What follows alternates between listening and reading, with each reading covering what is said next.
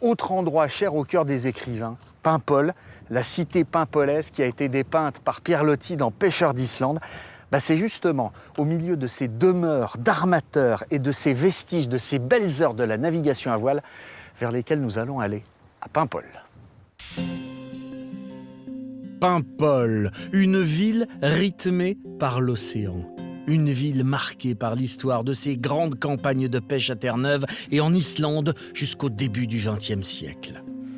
L'histoire de ces milliers d'hommes de la mer qui partaient pour de longs mois est toujours présente dans le vieux Paimpol. Et sur les étals de son marché, on trouve encore d'ailleurs de la morue et de ces poissons des mers froides que l'on pêchait à bord des goélettes. Dans la rue des Islandais, une des plus typiques de Paimpol, on découvre ces imposantes maisons d'armateurs.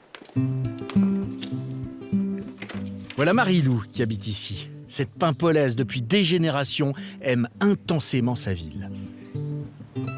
Comme je suis née au bout de cette rue et que j'ai eu la chance de pouvoir acquérir cette maison, ma foi, voilà, c'est le retour aux sources intégral. Hein.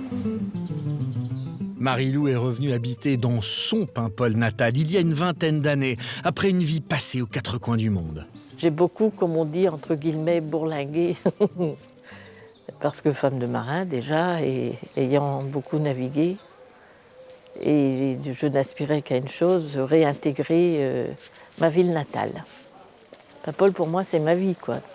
Un des rituels immuables de Marie-Lou, c'est le marché. Tous les mardis matins, le vieux Paimpol s'anime. Et Marie-Lou, elle a ses habitudes. Ça commence toujours par une belle tranche de filet de flétan chez la poissonnière. Il est beau, hein? Oui, très bien. Ici, l'atmosphère est joyeuse et conviviale.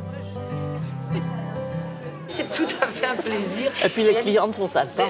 La clientèle est très sympathique, puis on fait ça depuis des années. Oh oui. C'est la bonne ambiance entre collègues également.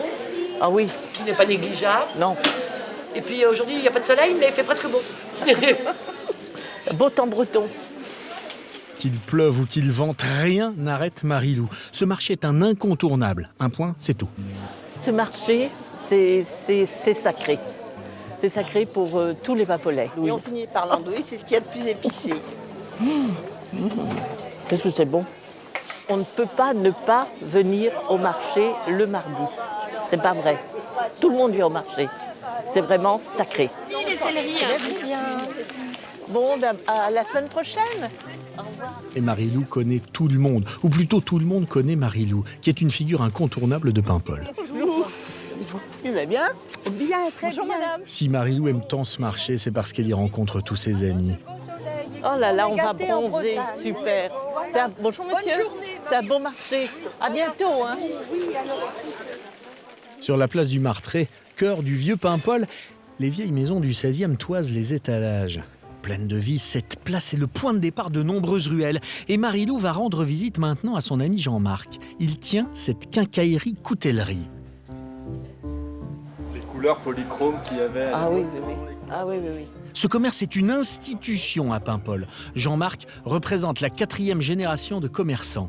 Une quincaillerie intimement liée à l'histoire maritime de la cité.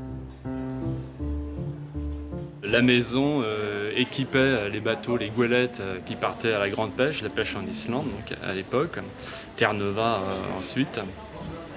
Et la particularité, c'est qu'ils fabriquaient des hameçons, ils fabriquaient des plombs, et ils fabriquaient également divers couteaux pour équiper les matelots qui travaillaient à bord des goélettes.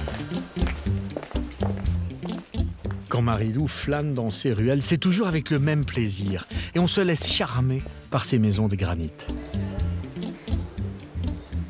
Tu vas d'une boutique à l'autre et tu as un accueil super sympa, quoi. C'est comme un copain, c'est comme plein de copains.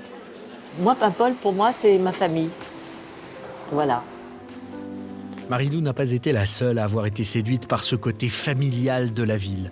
Un personnage illustre de la chanson française fut lui aussi charmé.